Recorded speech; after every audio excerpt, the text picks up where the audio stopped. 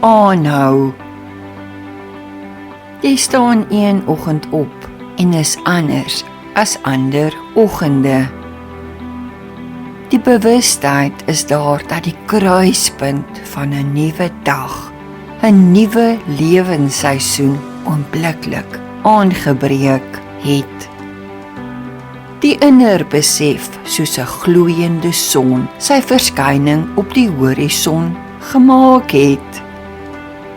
Soos 'n vrou in kraam wat in angs, amper onmenslike pyn, die belofte van nuwe lewe uitdruk, uitforceer. Dit kan net so lank aanhou. Dit is so eenvoudig soos dit. So breek die wonderoomlik uiteindelik aan, word die fetus 'n tasbare neonaat. Die ervaring in die gees dat die skynbaar heilige beloftes 'n Lazarus is wat lankal vervrot het. Die seisoen van vervulling in geskiedkundige gedagte is lankal verby die vervaldatum. Maar die T-aansluiting sal wel aanbreek. Dis of die of daai kant toe. Die seisoen van bid, smeek verby is en so ook die veg. Maar dis 'n wonderlike ding. Die innerlike is leeg van die self, eie planne, begeertes. Jy is soos 'n toeskouer.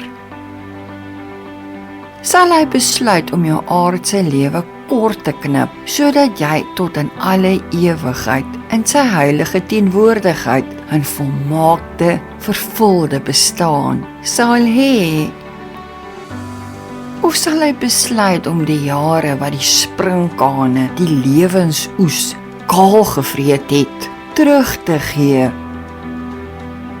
Nie omdat daar enigiets rein is waarop gestaan kan word nie. Die beste werke is immers soos vuil lappe voor hom. Daar is geen manier om dit voor die tyd te weet nie. Dis net die rustigheid in die gees, die wonderlike lewensmoegheid wat in 'n seun getransformeer het. In watter formaat dit ook al manifesteer, the best is yet to come. Al draai die lewenswiel 'n miljoenste van 'n millimeter elke dag om duisende myle van stryd tot 'n einde te bring, sal daar 'n einde daaraan kom.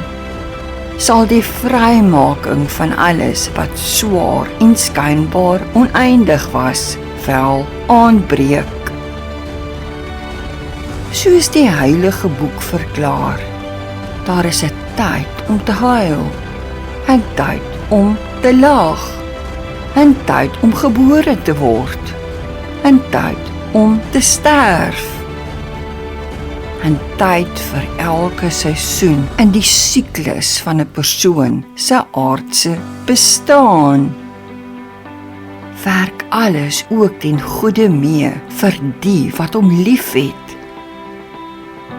Daar is 'n groter wete as die gebruikelike drukking op die bors, die innerlike krete.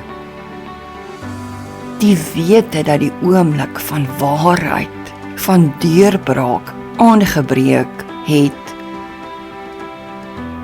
Deur dekades voorberei is, ryp, volwasse, gelouter.